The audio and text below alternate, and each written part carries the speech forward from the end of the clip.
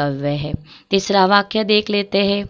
सूरज निकला था लेकिन प्रकाश नहीं फैला था। सूरज निकला था एक वाक्य हुआ, प्रकाश नहीं फैला था दूसरा वाक्य हुआ। इन दो वाक्यों को जोड़ा है लेकिन इस शब्द ने, और इसीलिए लेकिन यह समुच्चय बोधक अव्यय हुआ। चौथा वाक्य है, लड़कों ने मेहनत की है इसलिए वे सफल हुए हैं। लड़कों ने मेहनत की है एक वाक्य हुआ, वे सफल हुए हैं दूसरा वाक्य हुआ। इन दो वाक्यों को जोड़ा है इसलिए इस शब्द ने, और इसलिए यह समुच्चय बोधक अव्यय है।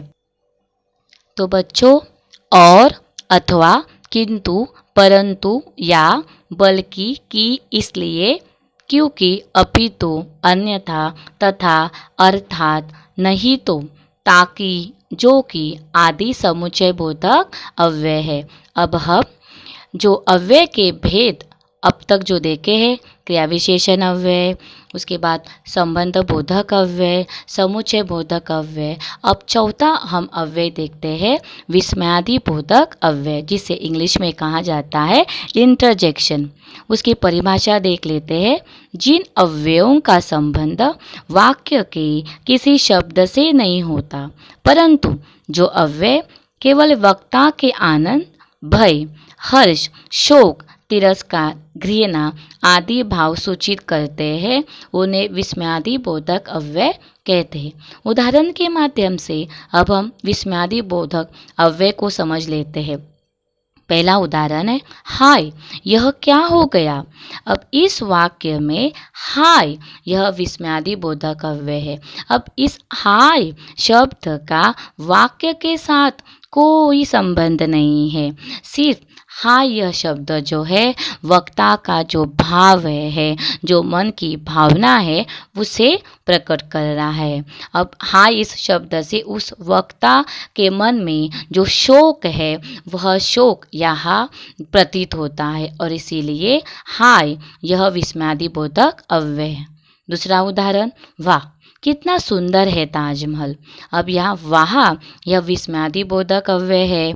वहाँ इस विस्मयादि बोधक अव्यय से वक्ता के जो भाव है, कौन सा भाव, हर्ष, जो आनंद है, खुशी है, उन भावों का यहाँ पता चलता है, और इसीलिए वहाँ यह विस्मयादि बोधक अव्यय है।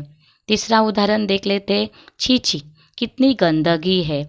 अब छी छी यह विस्मयादि बोधक अव्यय है, जिससे वक्ता का जो भाव है, कौन सा भाव, घृणा, इस भाव को व्यक्त किया जाता है, और इसीलिए छी छी यह विस्मयादि बोधक अव्यय है। आगे चौथा उदाहरण, शाबाश बहुत अच्छा काम किया है।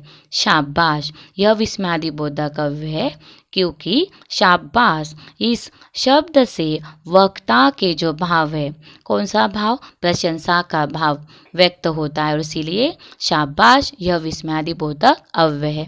विस्मयादि बोधक अव्यय पहचानने के लिए दो बातें ध्यान में रखिए। एक पहली जो बात है वह है विस्मयादि बोधक अव्यय हमेशा वाक्य के शुरुआत में आते हैं।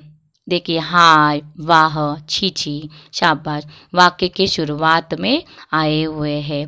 और दूसरी बात, विस्मयादि बोधक अव्यय के तुरंत बाद विस्मयादि बोधक चिन्ह जो है वह लगाया जाता है।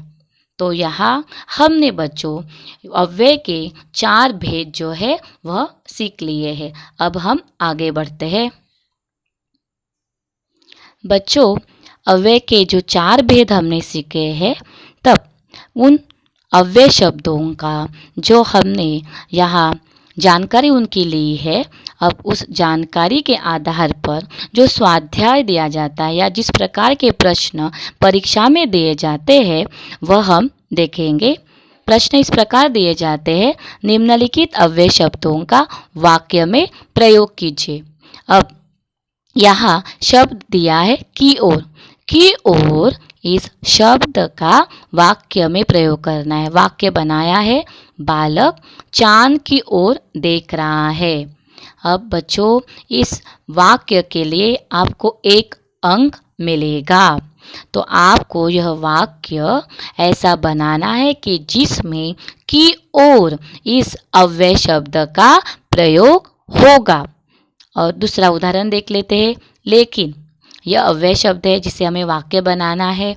वाक्य बनाया है, हम सब तैयार हो चुके हैं लेकिन वह अभी तक सो रहा है। अब यहाँ देखिए बच्चों,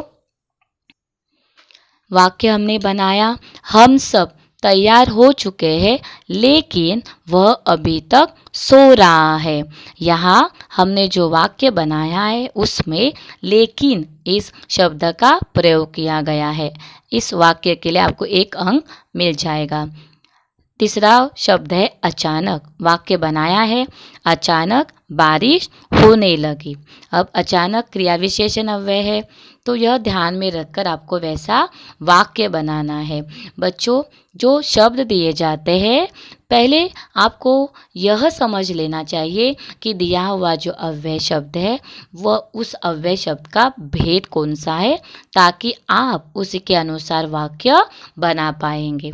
चौथा वाक्य है अब जो हमें बनाना है, उसके लिए जो शब्द है वह है वाह। अब यह विस्मयादि बोधक अव्यय हुआ जिस पर हम वाक्य बनाएंगे वाह। तुमने तो कमाल कर दिया। तो इस प्रकार आपको वाक्य बनाने हैं जो वाक्य अर्थपूर्ण हो, जिनमें कोई भी स्पेलिंग मिस्टेक जो है वह ना हो। पांचवा है शब्द आज। वाक्य बनाया है, आज मेरा उपवास है।